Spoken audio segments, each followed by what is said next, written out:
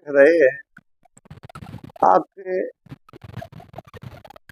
सरकार सहूलियत करती है, सरकार सहायता करती है और उसका अंतिम छोर तक पहुंचने में मतलब उसका लाभ कम मात्रा में, कम ज्यादा बड़ा आदमी होता है तो उसका थोड़ा सा होल्ड होता है जी, तो उसका प्रभाव होता है और आने वाले समय में धीरे धीरे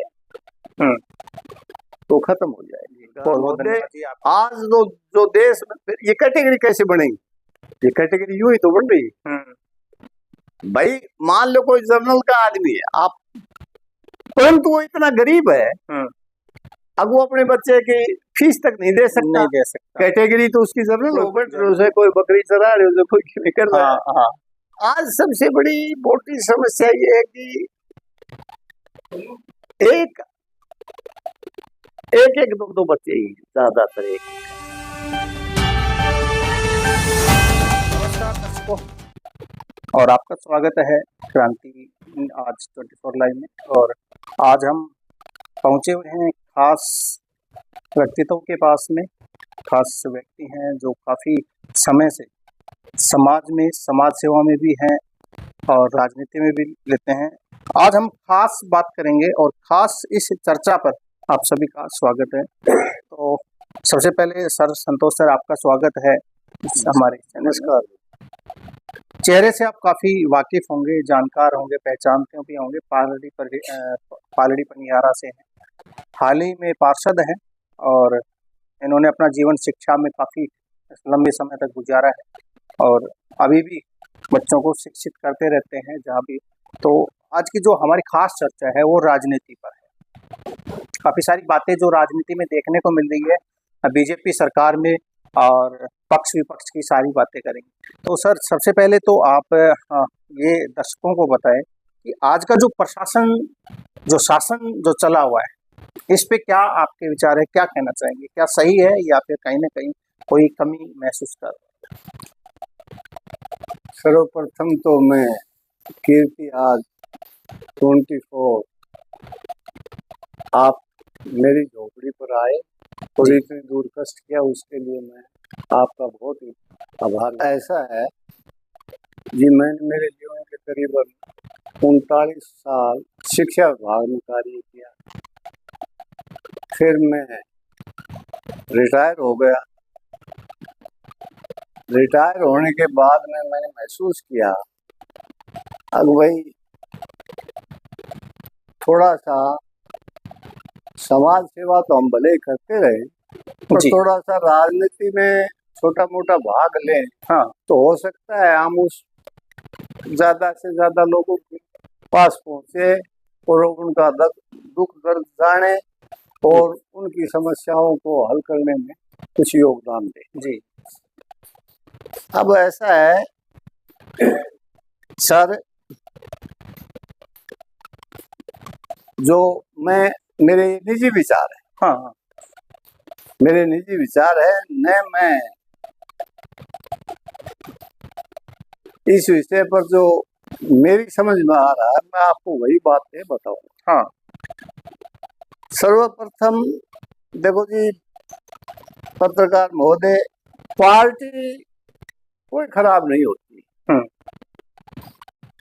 पार्टी कोई खराब नहीं होती है। पार्टी चाहे किसी की भी शासक है, चाहे इनका, आज बीजेपी का है, कल कांग्रेस का था, और उसमें से कुछ व्यक्ति ऐसे होते हैं जो किसी न किसी प्रकार से पार्टियों की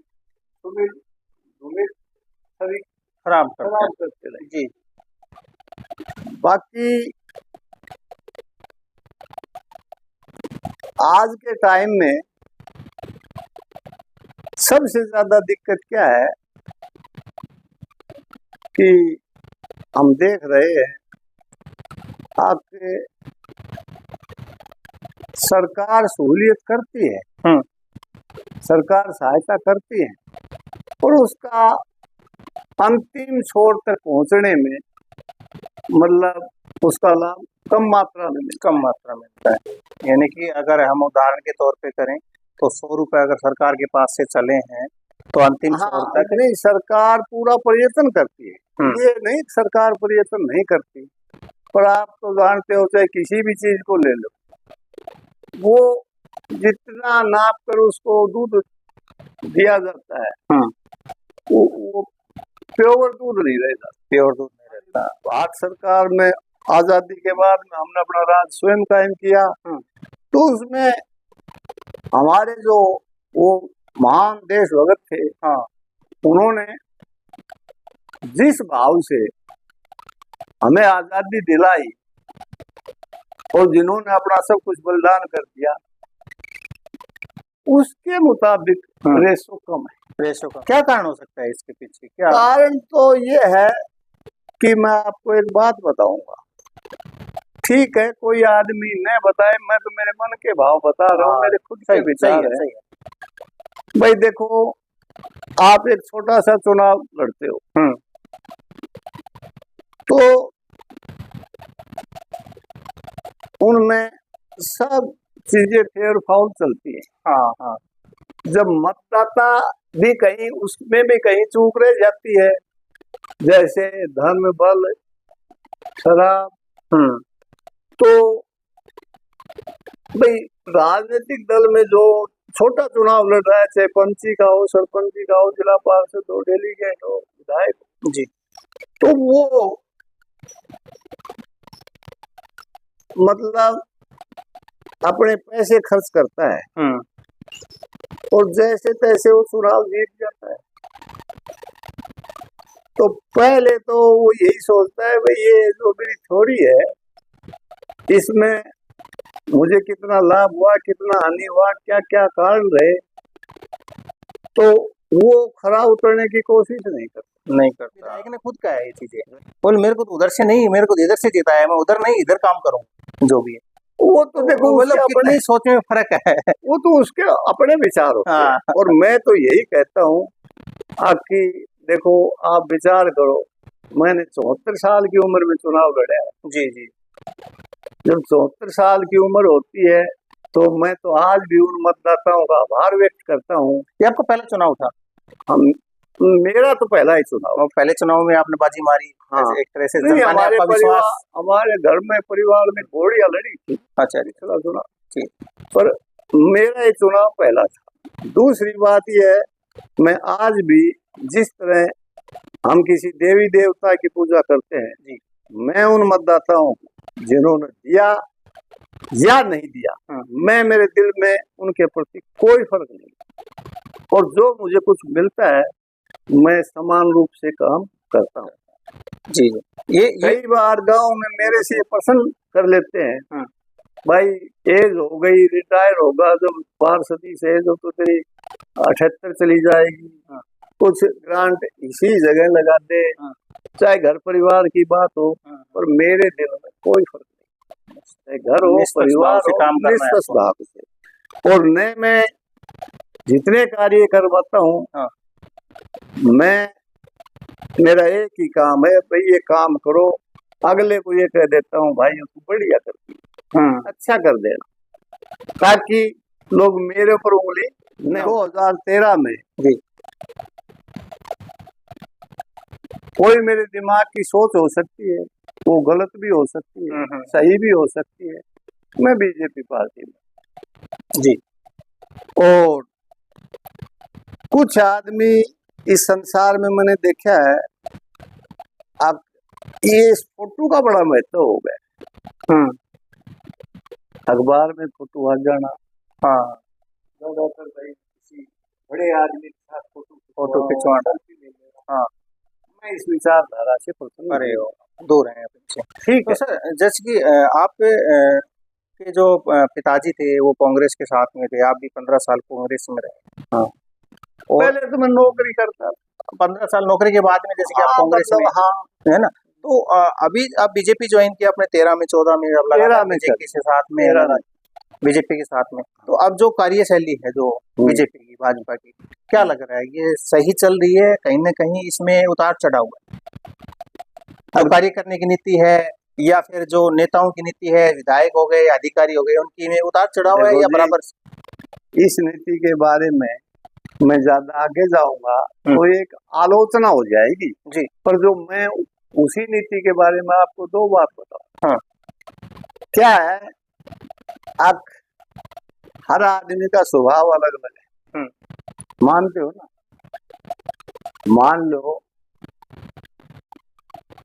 तो उस स्वभाव को देख करके विधायक तो हमने ऐसे ऐसे भी देखे हैं, मंत्री देखे हैं, हाँ। जो कभी दूसरे का खाना तक नहीं खाते। हाँ। और जब आप उनके पास जाओगे तो यूं कहेंगे, भाई XYZ कोई भी हो, हाँ, ये मेरे पास बाहर से आया है। जी जी। हाँ। आज के टाइम में कोई, आज जो हमारा शासन चल रहा है इसमें कोई विधायक वो नौकरी नहीं दे सकता, नहीं दे सकता। नौकरी तो भाई क्वालिफिकेशन पूरी होगी तब नौकरी मिलेगी। जी। ठीक है कि नहीं? हाँ। और आदमी को इतना भी लालच नहीं होना चाहिए कि भाई इसके पीछे पीछे मंत्री क्या, इसके मैं नौकरी के लिए ही रोक। हाँ। हम तो उसको ये मानते हैं कि भाई वो अपना जो नेता है हमारे क्षेत्र का है और है, वो कितना लोगों का भला कर सकता है वो उसको भी करना चाहिए।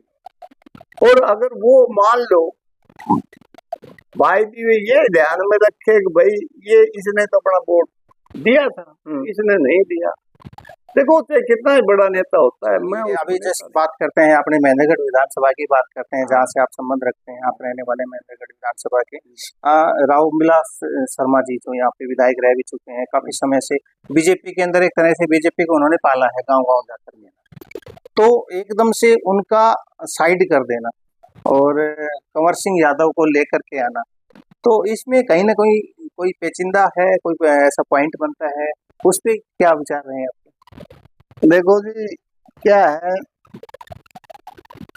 एक्चुअल में प्रोफेसर रामविलास हरियाणा में बीजेपी के निर्माता है। पहला नंबर स्थान डॉक्टर मंगल सेन का था जी। उसके बाद में कोई जिसने बीजेपी में काम किया पक्ष में लंबा समय रहा।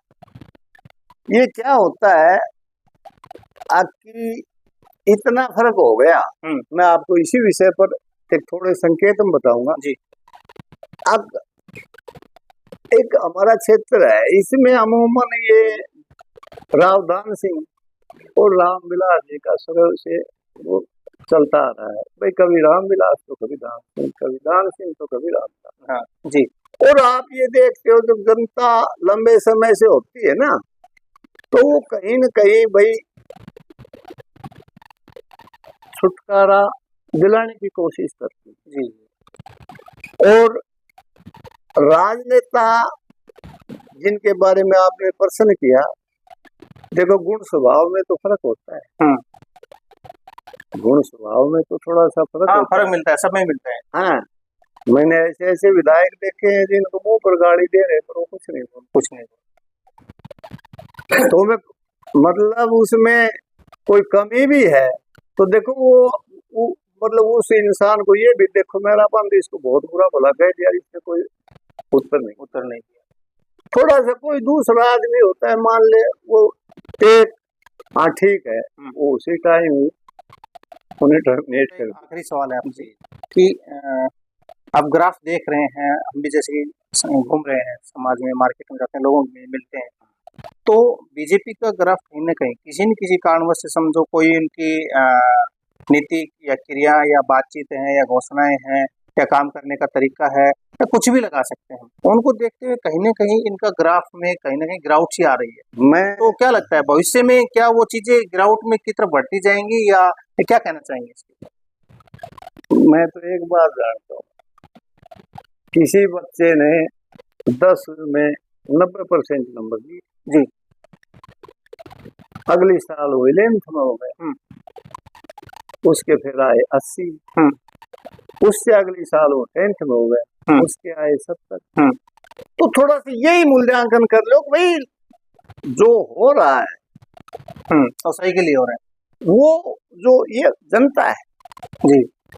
देखो ना, जैसे हमारे एक महाशय जी उदाहरण दिया जी, अरे बोले वाह तो रायबरेली थी, हाँ इंदिरा जी तो राजनारायण से इतने वोटों से हार गई जी। और 2 साल नहीं हुए और वो रायबरेली भाई जनता वोट देने वाली लोगों का लाखों से जीत गए जी।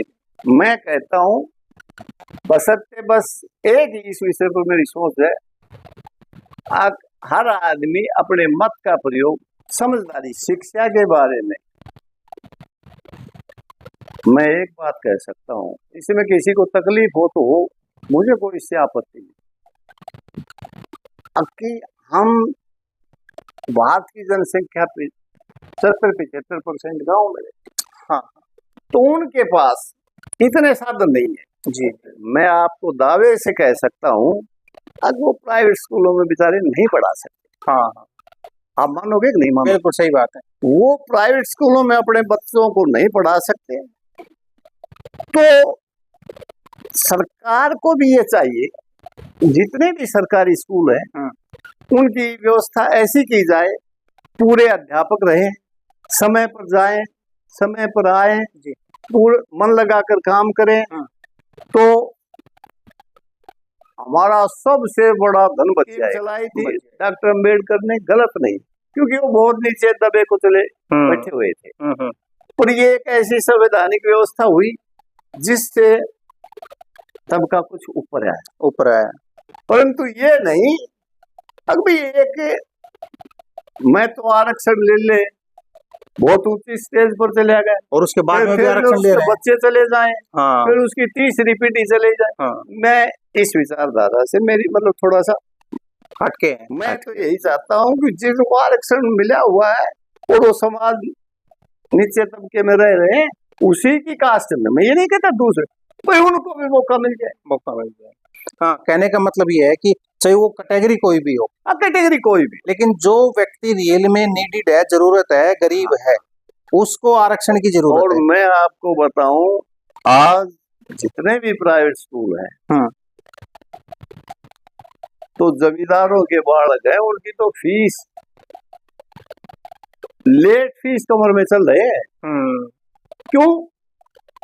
फीस पूरी हो ही नहीं करवा रहे थे यहाँ पे रिटायरमेंट संतोष पीटीआई सर से, गुरुजी से, और अभी फिलहाल पार्षद हैं, और काफ़ी अच्छा इन्होंने अपना एक्सपीरियंस, सेल्फ एक्सपीरियंस भी आप तक शेयर किया है, और इन्होंने राजनीति से संबंधित बातें भी की हैं, और हर तरह की बात को इन्होंने अच्छी तरह से समझाने की भी कोशिश की है।